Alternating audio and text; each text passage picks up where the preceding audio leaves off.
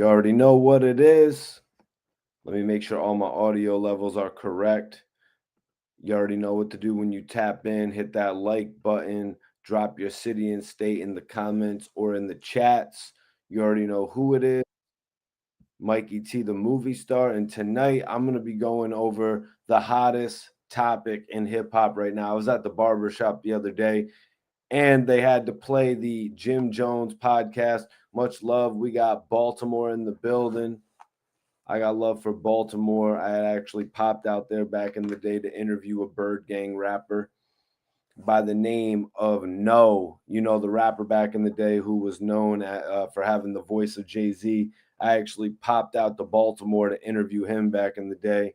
Dope ass artist right there. What up? What up? What up? We got New Jersey in the building. You already know who it is. Mikey T, the movie star. I'm back in here, and tonight we got to go over Jim Jones going off on Cameron for starting beef with 50 Cent. He basically said Cam knew he wasn't going to be outside like that. Cameron wasn't really active when it came down to put in the work. And the whole G-Unit and Dipset beef prevented so much money from being made. I think a lot of you probably remember that. For everybody that's new tapping in, make sure you hit that like button immediately. Drop your city in the chat, and I will acknowledge what city you're from. We got Baltimore and New Jersey in the building tonight, and we got to talk about how 50 Cent and Cameron look like sons right now. You know that's what we got to talk about. Can we talk about why we're here right now? Let's talk about why we're all here right now. I want to talk about it. Hassan Campbell talked about it already, and I waited on him. And, you know, I didn't want him to try and call me out. I didn't want him to try and call me a colonizer. Hassan Campbell held up his phone for 1 hour. You know what I mean? He held up his phone. He held up his hero. Hassan, just tell us to go to the channel and watch the interview. Why are you playing this man's content on your page? I just want y'all to go back and look at Hassan Campbell's face when he's holding his phone. Look at his face as he's holding his phone as Jim Jones speaks on the trends that he created. Salute Camden in the building. Camden's in the building. Hassan, what are you mad at? Are you mad at the pink Deodoras?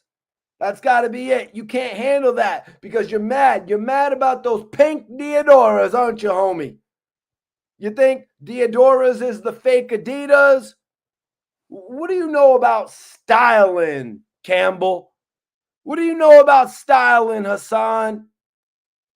But I'm going to go ahead and get you out of the way ASAP because you got no authority to speak on Dipset beef topics. I'm just letting you know. Hassan, you're so gangster. You're the realest in Nebraska, right? Let me ask you this. Why wasn't you in apartment 5H? Huh? How are you the illest in the Bronx River and you wasn't in apartment 5H? Hassan, this is where you're actually exposing yourself.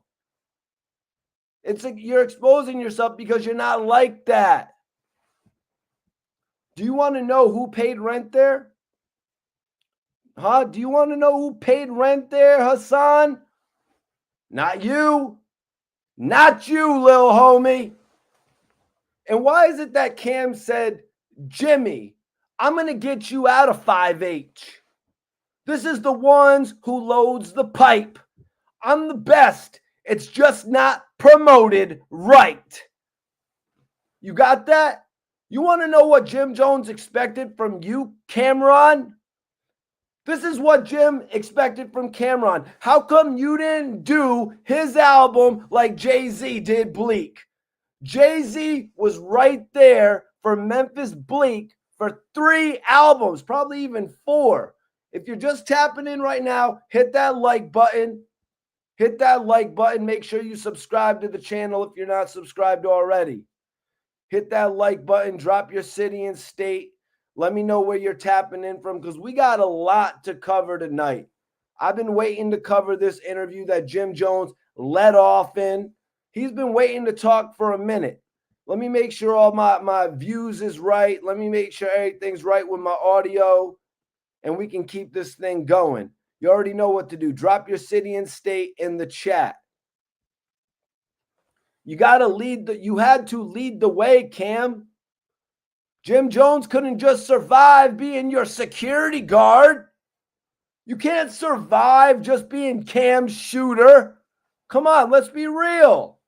And Jim Jones was actually smart enough to realize, I'm going to war with some of the strongest people. The same dudes up there laughing at me. You know what I'm talking about? I'm talking about Uncle Murda. I'm talking about Tony Yayo. Those same dudes are the same dudes that Jim Jones was going to have to go to war with for Cameron. Well, Lloyd Banks and Young Buck, because Uncle Murda was actually not signed with them back in the day. So Jim Jones actually finds it crazy that the people he would have been in a real street beef with are now up there on Cameron's podcast laughing with him. Can't you put two and two together, y'all? This stuff really digs deep if you're a fan who's been watching all this for 20 years, 30 years. What up, Newark? What's popping? Newark in the building. Now you got 50 Cent on Cam's podcast. Why is Curtis on Cameron's channel? Y'all, who's the sucker now? Who's the sucker now in all of this? Cameron made a song called Curtis Dissing You. He looks like a king, and now you look like a doja, 50. You got Tony Yayo there. You got Uncle Murda there. And I'll say I like Uncle Murda. Tony Yayo's cool. But let me ask you, who won the beef and who won the war? Hit that like button if you're tapped in here, man. This is that real hip-hop conversation. When you see 50 sitting on Cameron's show, who do you think won the beef and who do you think won the war? I'm asking y'all now. I'm asking y'all this question now. What up, Maurice? Maurice say, I wouldn't say it's the hardest. I'm from Camden. We the biggest city. I'm from Newark, excuse me. We the biggest city. Camden is very small. Yo, regardless of where you're from in Jersey, much love to you for tapping in tonight. One of my favorite cities. You know, I popped out there and interviewed Sue Surf, Fat Boy. You know, I've done a few interviews in Jersey. I actually popped out there and interviewed AZ at the very beginning of my career, like back in like 2010. Cleveland, Ohio, what's poppin'? Appreciate you for tapping in. Hit that like button if you haven't already. You know, the thing with Jim Jones, it's that he doesn't get the credit he's due. He doesn't get the credit that he deserves, you know, from building himself up when nobody thought he was going to be anything. Whether it's Cameron or 50 Cent, you're going to give Jim Jones his credit. You know what I'm saying? I told Jim Jones he was one of the best in Dipset, and I wanted to see if he was going to fall for it. Do you guys remember 50 Cent saying that? When he tried to separate the Dipset members, pause. When he tried to create dissension within Dipset. Oh, damn. Chris is saying, my guy Chris is saying, are you saying that Jim Jones has the better catalog than Cam? You know what I'm saying? Because Cam has some amazing albums. I'm not even going to have to, I don't even know if I could say that the Purple Haze album was top from Jim Jones. Jones has a great catalog. Don't get me wrong. He built himself up from a minor league or independent label to getting all the major labels' attention. And that's why he's actually mad at Cam. Or not mad, because he never voiced this aggression. He never voiced it like this back in the day when 50 Cent and Cameron got in the argument on the radio station. Jim Jones never came out and said, yo, what are you arguing about Koch for? We got no reason to argue about Koch. I just excelled from Koch. I just graduated from Koch, is what Jim Jones did when he dropped Ballin'. He proved he didn't need to be on an independent label. So what was Cameron there fighting for? Well, that's simple, because I've been thinking about this over the last few days. Cameron was fighting for all of the future releases that Dipset would have on Koch Records. Because Jim Jones made a lane that you could have success on Koch. You could sell 100,000 records in a week on Koch. He sold 90,000 plus first week. That means Koch actually shipped out the units for him to do that type of sales. Jim's got more music. Cam's got better songs. Appreciate you for tapping in. My homie Maurice said, I think Jim carried Dipset. I mean, Dipset was set to be a major label. I was thinking about this earlier back in the day. This came up at the barbershop, actually. It was crazy because it was spoken about how Biggie actually was going to sign Cameron when he was rocking with for Undertainment. They were going to sign Cameron back at the early stages of his career. And then Dame Dash brought Cameron to the Rock at a later stage of his career when he actually gave birth to all of Dipset. Pause. When he actually birthed Dipset, you see what I'm saying? He actually brought that over to the Rockefeller as a full unit. Biggie didn't even know Cam had that and he wanted to sign him. Jay, what were you thinking? But I want to say it. The thing is, Jim Jones, he doesn't get the credit he's due. He doesn't get the credit he's due, man. But let's go back to this quote from 50 Cent. I told Jones he was the best one in Dipset, and I wanted to see if he was going to fall for it. I mean, at one point, everyone was thinking Jim Jones was the best at Dipset. When he dropped Ballin', Jim Jones even said when he dropped Ballin', he was hotter than 50 Cent. Arguably, I mean, 50 Cent around that time had a girl record called Curtis. I literally went to Scott Storch, and I told Scott Storch, you made 50 Cent corny. You killed 50 Cent's career with Candy Shop. I told Scott Storch that. No other blogger has told Scott Storch that. And that messed Scott Storch's day up. I got to say that. But Jim Jones knew that 50 Cent was lying. Jones knew that he was trying to create dissension. And Jim Jones' new motto for 2025 is, if you don't feed me, I'm going to eat myself. Jimmy, I'm loving the new slogan because I'm tired of people sitting around and waiting for people to throw them a bone. Let J.R. Ryder shine. Let 40 Cal shine. Who else do we got? Let Hell Rel shine. Let's get everyone into Dipset, man. The fact that he called himself a capo, Cam, you should have known that he was ready to hold you down. You should have known that he was 90% of the reason that New York was scared of you. It wasn't your pink jackets. But yeah, man, that's what it's all about, giving others an opportunity to shine, and that's what Dipset did. So many different artists actually got the opportunity to use that brand, whether it was taking the brand to a major or taking the brand to an independent to get an independent label to invest in the artist. The whole Dipset was tough. Okay. Hell Rel was tough. Salute to Hell Rel. My bad about cussing you out, Hell Rel. You know what I mean? It is what it is. We was in the studio, though, when Hell Rel was when French Montana was in the other room, right, Hell Rel? And you wasn't going in the other room, though. Was you, Hell Rel? But it's all good, man. Salute to Hell Rel. I guess he just had some shit on my bro's channel, man. But it is what it is. Let's not act like we don't know why Mase left Harlem. Come on, guys. Let's not act like we don't know why Mase left Harlem. You see Jay-Z and Nas, a.k.a. Cameron and 50. But what y'all don't seem to realize It's cool. It's cool. Y'all are friends now. You're not yelling Curtis at him anymore.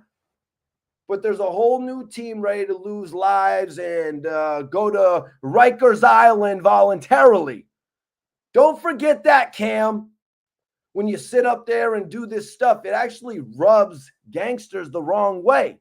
So when you sit up there talking about Freaky Zeke is the illest in Dipset, well, when you say shit like that, the fans don't even believe you, number one.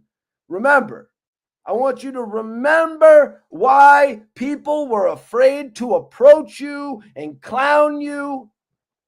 You know what I mean? Nobody told you in public, Cam, yo, you're over-accessorizing. You're over-accessorizing like a female. Why didn't they tell you that, Cam? It wasn't because of Curtis. It wasn't because of Tony Yayo. And for the people watching this video that are Cameron fans or think 50 Cent has the best music, try to actually see things from Jim Jones's lens, because he's given a perspective, and Jones doesn't do a lot of responding. As I said earlier, we always find ourselves asking questions like, why doesn't Jim Jones respond to these slick comments? Why isn't he responding to what Cam said here? Well, here you go. Here's your response now. His name is Jim Jones. You're probably wondering, why did he name himself that? It's because he's not a role model. You should have known that as soon as you heard his name. So we got Cameron sitting up there talking to 50 Cent. After the years of beef that you put your crew through, you done had people thinking it was G-Unit versus Dipset. We never got the G-Unit and Dipset combined tours that could have made millions of dollars. But, yeah, I'm just being realistic about this, man. And I don't even know why 50 was up on Cameron's show. This is like Lloyd Banks taking a picture with the game, if you want to compare it to something. I don't know why 50's even up on the damn podcast, because he's not even promoting nothing. 50's not even up there promoting nothing. What's he up there to talk about sports with Cameron? Shout out to Elliott Wilson, man. Shout out to Elliott Wilson. First time I shouted him out on the channel. Hit that like button if y'all are in here. Tap the like button. This is Real Talk with Mikey T, the movie star. Drop a comment. Let me know what city you're tapping in from. Let me know what city you're tapping in from tonight. Let's talk about Mase leaving Harlem. Yeah, let's talk about Mase leaving Harlem.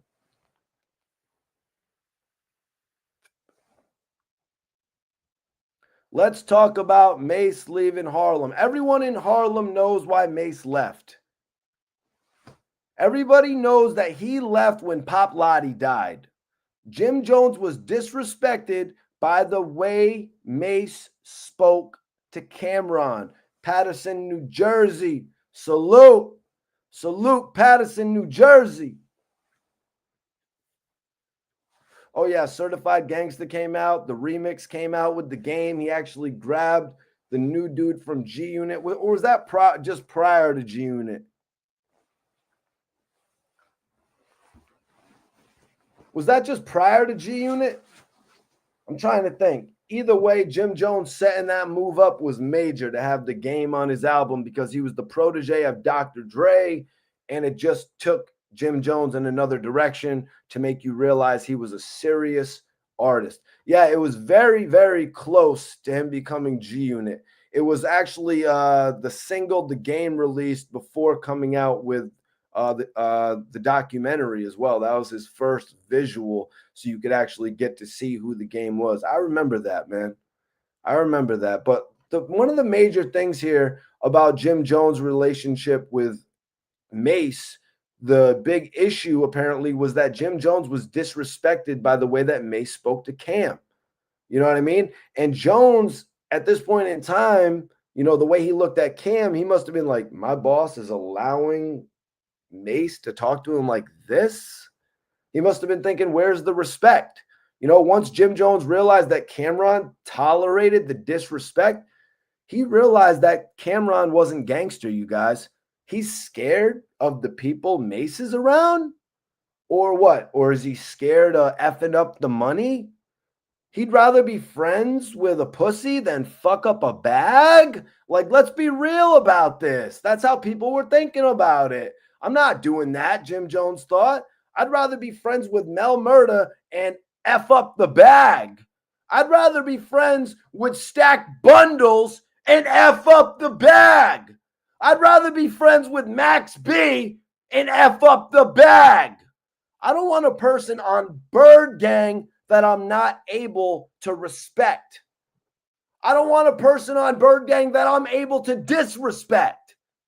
Now y'all are best friends 20 years later. And these dudes were ready to go to war over you. Do you see where I'm coming from? Do you remember this happened? Let me ask a question to the viewers. At what point did Jim Jones realize that Cameron wasn't loyal? It had to be the Rucker, right? It had to be at the Rucker. Are we just going to pretend that Cam didn't leave his right-hand man behind? Guys, certain stuff in life I just can't believe. Like, that's why I'm here speaking it to y'all. Are we just going to forget? Are we just going to forget about what happened at the Rucker? Here's another problem with Mase. The glittery belt shit. You know what I mean? At that point in time, when Cameron and Jim were coming to rock with you, it was on the end of the ropes. You know what I mean? When Jim Jones was coming in, at that point, there was no need to do the dance moves or have the stupid matching suits. Jim Jones realized we are on to some bigger things. We're going to attract people on this MOB shit. We're going to do Bird Gang. We're going to do Dipset. Jim Jones is like, what are we dancing for? His plan was a whole different approach, you guys. He didn't want the Mase type of vibe. He didn't want that Mase type of vibe. He just didn't want it. It was already, what are you going to regurgitate the same thing that we just saw Mase and Diddy do? That means you're going nowhere. Jim Jones was right, and he knew it all along.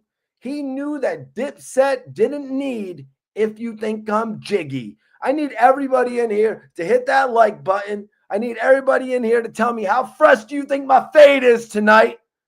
And I need y'all to drop your city in the chat because I want to know who I got to acknowledge. That's right. That's right. Dipset didn't need If You Think I'm Jiggy. Jim Jones knew that. Cam was all right too. Cam was good.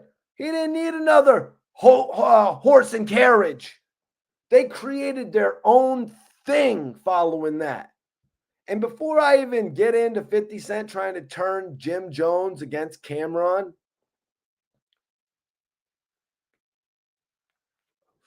and before I even get into 50 Cent trying to turn Jim Jones against Cameron, y'all, because that quote, I think we all remember. Duval was popping. Jacksonville, Florida. Much love. They didn't need another one, I said. Cam already had horse and carriage. He didn't need another horse and carriage. Let's be real about that. So, I'm going to take you guys back. 50 Cent playing pool on Rap City. That's right. Let's go back. 50 Cent playing pool on BET Rap City.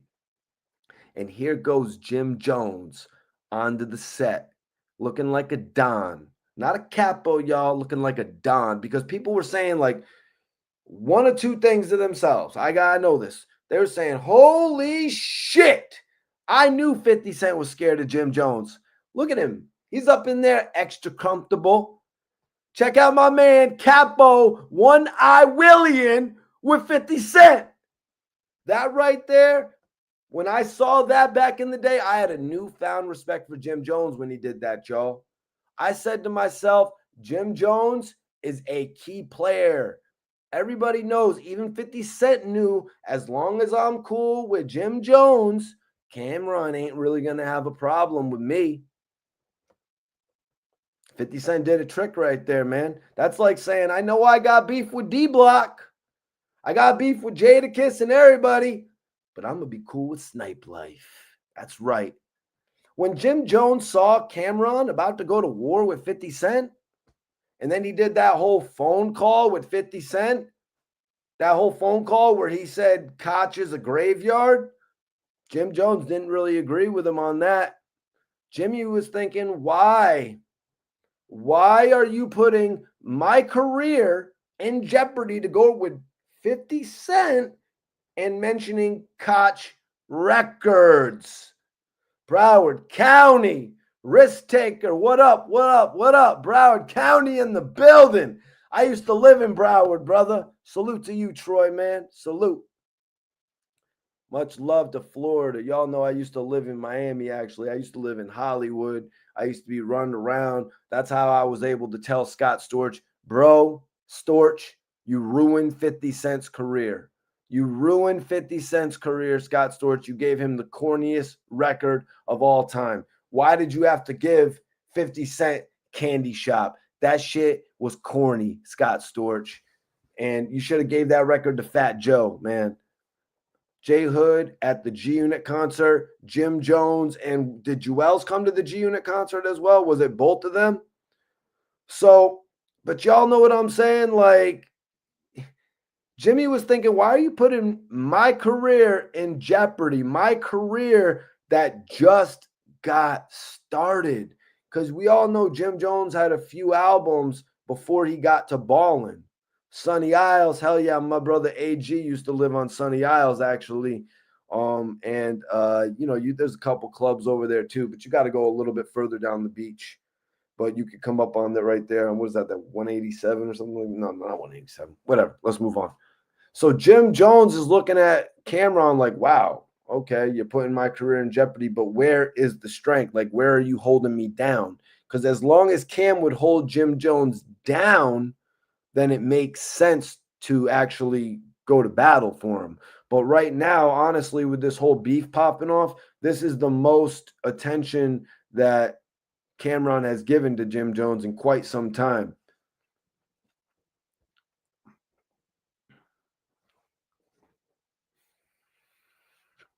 Rest in peace to Stack Bundles. Free my brother Max B. Salute Dice Peso. Jim Jones, new artist, Dice Peso, Vamp Life, Bird Gang, all that.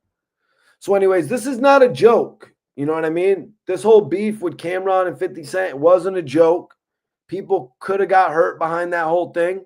Jim Jones actually brought up a good point. You know what I mean? What happens when the cool security is too cool to be security? What happens when the security needs security? You know what I mean? Would Cameron reverse the roles? You know what I mean? While Jim Jones took it to the next atmosphere with ballin'? You know what I mean? Would Cameron have done the same for Jim Jones?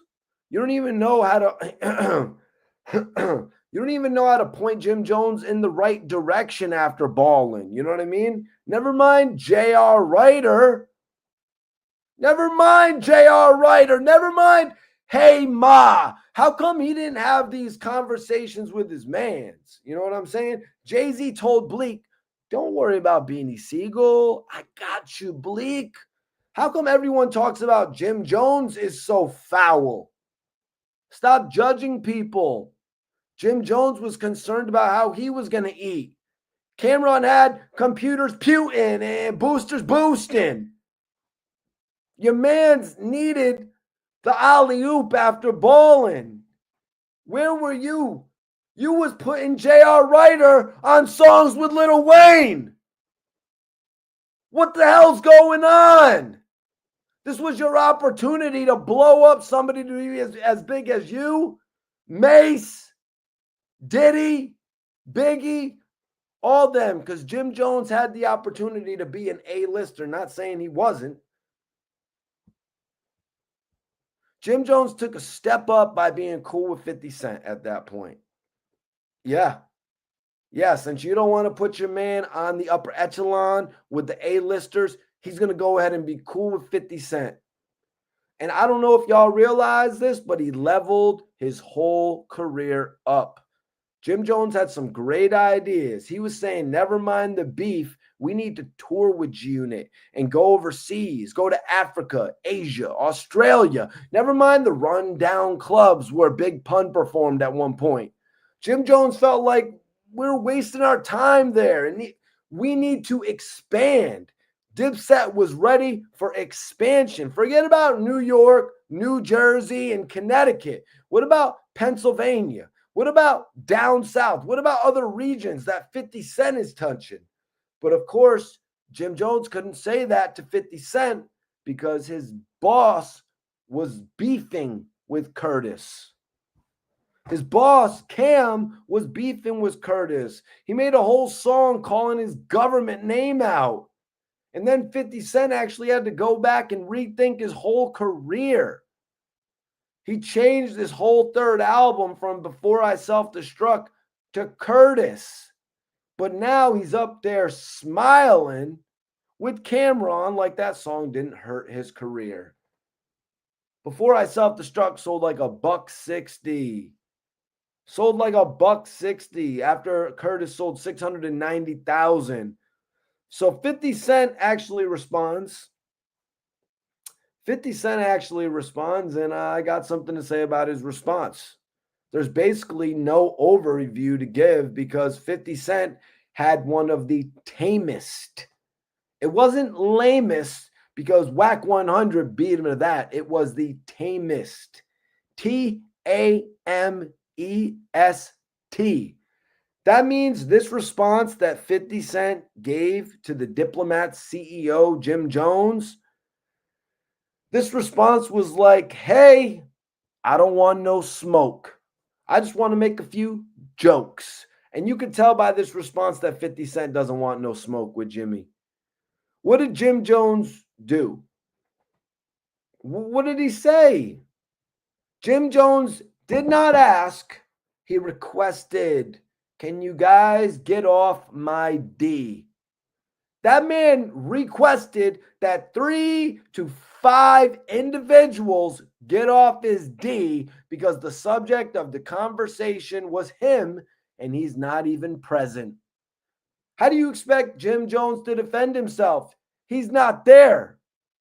What kind of response do you expect from Jim Jones? That's one. That's one, 50 Cent. You didn't think about that though, did you? 50 Cent went and took a page out of Bullet Scotty's book. Here's the thing, 50. You called him individual number one?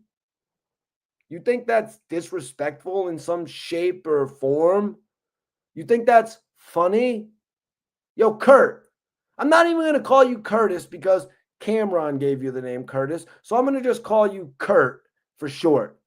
Let's not act like you, Y-O-U, Curtis, Kurt for short. Let's not act like you didn't refer to Ja Rule as individual number one. I say that because looked like it's what happened when Irv Gotti was running around with your paperwork to all the radio stations that didn't want to hear it when you had In the Club out. Listen to me. I'm not scared of 50 Cent. You can be. Jim Jones ain't scared of 50 Cent. Y'all in the comments, you can be scared of 50 Cent. That's on y'all. I ain't scared of nobody. You're tweaking if you think I'm not going to say this. What should I do? Should I call Ja Rule and get Ja Rule on the line? Should I get the Supreme Team on the line? That's your response to Jim Jones? First of all, let me break it down for y'all. Let me break it down for y'all. Why was he referred to as individual number one? When someone refers to someone as individual one, it's because they failed to identify him. It's because of failure to identify. That could be a bunch of reasons. Most likely being that they're scared. People fear Jim Jones. There's no other way around it. I don't think it's in your best interest to go pointing fingers at Jim Jones. Secondly, since y'all want to go and point fingers, let the person he quote unquote snitched on, who's in jail, guys, who's in jail because of Jim Jones. I know what you're going to say, so I'm like, let's call Mel Murda then.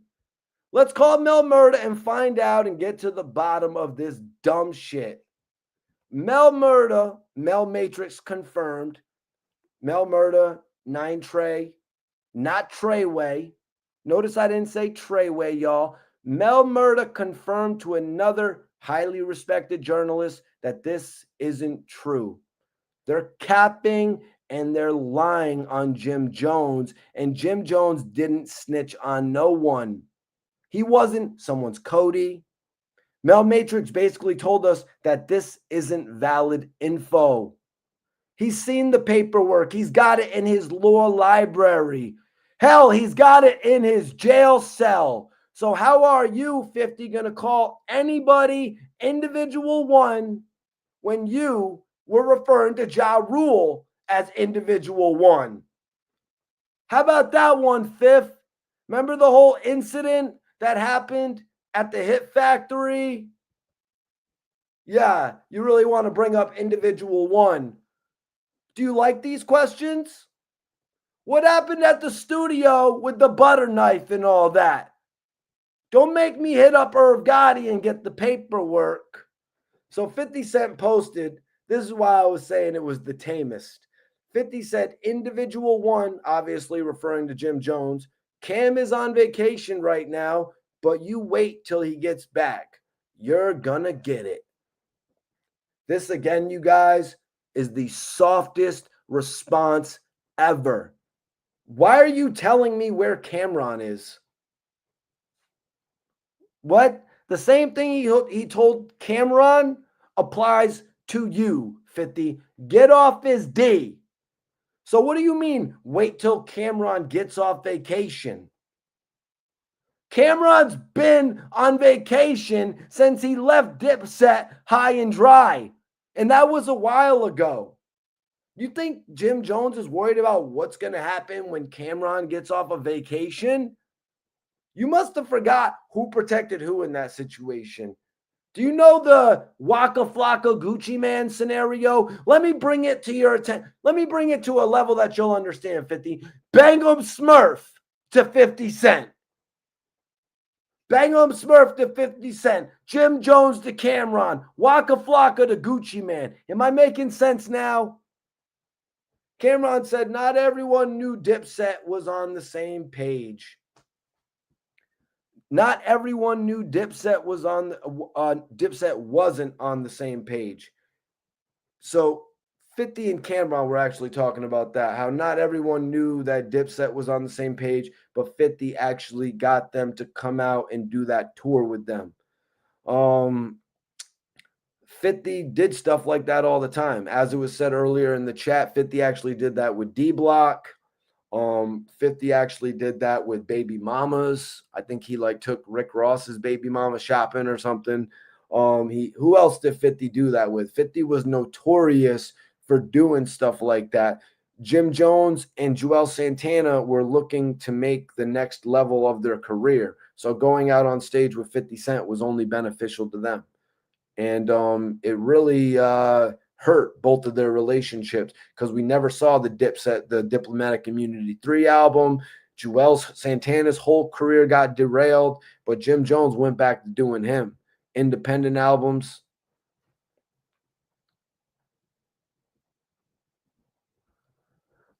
So Mase and Jim Jones had issues because of the way that Mase would son Cameron. Crazy. Mase left Cameron high and dry, though. And Jim Jones has no reason to lie about what he's saying about Cameron and Mase, really. You know, Jim Jones doesn't really strike me as a storyteller. So if Jim Jones says Mase was sonning Cam on several occasions, you know what I mean? And me personally, I didn't like it was the way it was going down.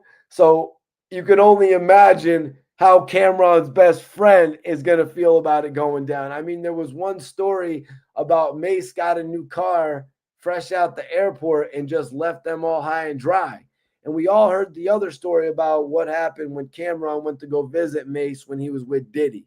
So, like, there's stories that Cameron has told now that almost will be validating Jim Jones's stories. There was a lot of spooky stuff going on with Cameron and Mase, man. It's a little too much for me.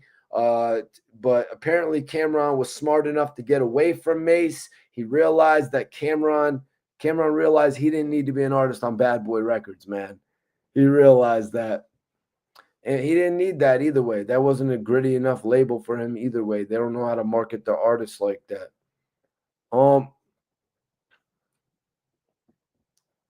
Mase can't really comprehend the way that Jim Jones is holding down Cam, though, because he never really had somebody to hold him down like that. Diddy wasn't, no pun intended, Diddy wasn't holding him down like that to the point where Jim Jones, you know what I mean, started disliking Mase because of that purely. Anybody else would be like, yo, Mase is cool. Mase is famous. I'm going to try to use a relationship with Mase to my advantage. Jim Jones was obviously like, yo, I don't like the way he's playing my man. It's disrespectful to him. And in a way, it's also disrespectful to me. If he's going to son my big homie, what's he going to do to me? He's not even going to acknowledge me. But I guess we're just going to play dumb. You know what I mean? We're going to just play dumb and act like Cameron and Mase haven't had beef for several years. You know what I mean?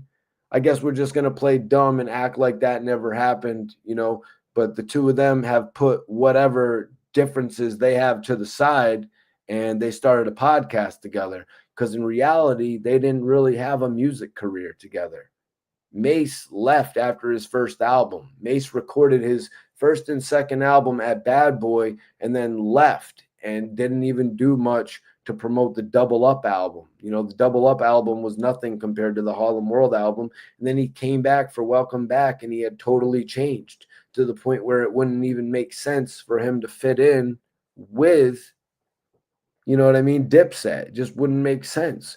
Mase came back on some Breathe, Stretch, Shake shit.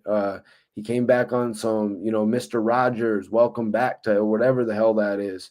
You know what I mean? Like he literally duplicated a video from like that little old kids TV show with the Mr. Rogers guy. It was just kind of off. And then he came back as Murder Mase after that. And it was like totally weird because now you're actually affiliated with somebody that your friend is beefing with your CEO. You know what I mean? So we never really got to see them guys all together. We got to see it a little bit early in the career, but now it turns out that Big L tried to rob Mase on several occasions. Jeez, I thought these guys were boys. Turned out that Big L was trying to get him for his watch. What the hell's going on, man? No wonder all these groups couldn't get it together and get going. Mase, basically, after he signed to Bad Boy, we all know what he did. When he signed to Bad Boy, he kind of forgot that these guys existed. Mase wasn't thinking about starting a record label like B.I.G. was. Mase was happy that he made it out of that group of spitters that were the most rawest back then. There was a likelihood that Mase wasn't going to make it.